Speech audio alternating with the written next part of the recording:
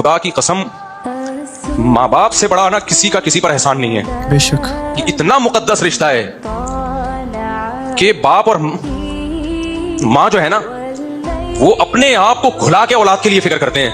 अल्लाह। और आज ये औलाद माँ बाप की कदर नहीं करती।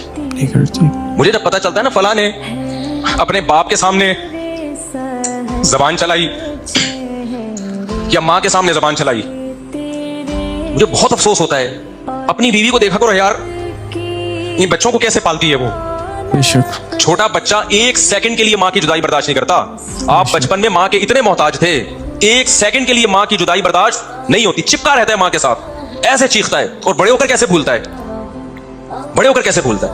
एक केस आया मेरे पास, एक खातून ने कहा कि मेरा शौहर ना 2-2.5 महीने के लिए अपनी माँ को मेरे घर ले आता है, ये 4 महीने के लिए। मुझे बड़ी तकलीफ होती है। मैंने कहा खातून, आपका जब बेटा होगा, जिसको आप इतनी था उसका बेटा इतनी मोहब्बत से पाल रही हो, वो बीवी से इस तरह वफा करे कि उसकी माँ को जरूरत है बेटे के साथ रहने के लिए, और वो कहे कि नहीं मैंने अपनी माँ को नहीं रखना, आप पे क्या गुजरेगी। माँ खुद सोच लिया करे ना, मैं अपने बेटे से कितनी मोहब्बत करती हूं। अगर ये मेरा बेटा बड़े होकर बीवी को मुझ पे तरजीह देना शुरू कर दे तो मेरे दिल पे कैसे आरे चलेंगे।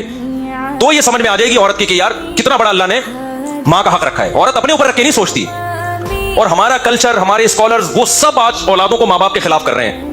सोच नहीं सकते आप माँ बाप के कितने एहसानात हैं, भूल जाता है इंसान। बहुत ही ज़्यादा डीप बात कही है। मेरे पास मेरे एक स्टूडेंट ने मैसेज किया, मुझे कहता कि भाई मेरी वालिदा हैं और मेरे पास जॉब नहीं है, बहुत परेशान हूँ मैं, और मेरी वालिदा बीमार है, हॉस्पिटल में उनका इलाज चल रहा है, इलाज करवाना भी है उनका।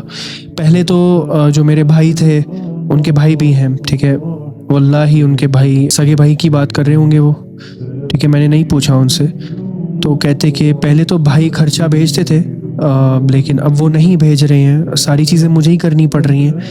यार जब उसने ये बात कही ना, तो मेरे दिल में आया यार कि मतलब वो उनकी भी वालिदा है, जैसे इस बंदे की वालिदा है, वो उनकी भी वालिदा है। मे बी आई थिंक ये बंदा जो है वो, उसकी अभी शादी नहीं हुई है और उनकी बड़े भाइयों की शादी हो गई है शायद।